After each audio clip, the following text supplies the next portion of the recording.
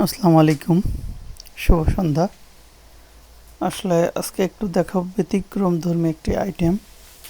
ঐতিহ্যবাহী গ্রাম বাংলার পরতে পরতে কিছু ঐতিহ্য লুকিয়ে আছে। মা চাচিদের হাতের অসাধারণ সেই পিঠার কথা সকলেরই মনে আছে।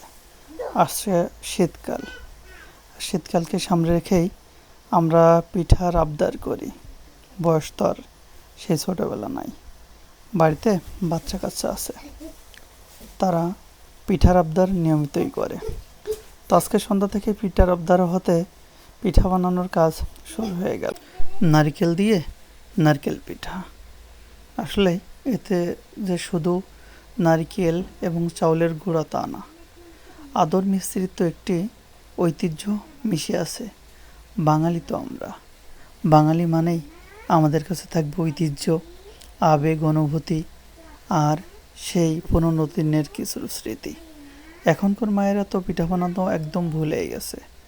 আধুনিক অনেক খাবার তৈরি হয়েছে, কিন্তু আমরা ভুলিনি আমাদের সেই আবেগকে, অতীতকে, যে অতীত আজকে আমাদেরকে এগিয়ে নিয়ে যায় আগামীর পথ চলার স্বপ্ন দেখায়। তেমনি করেই আমরা কিন্তু মাঝে মধ্যে পিঠার আবদার করে থাকতেই পারি।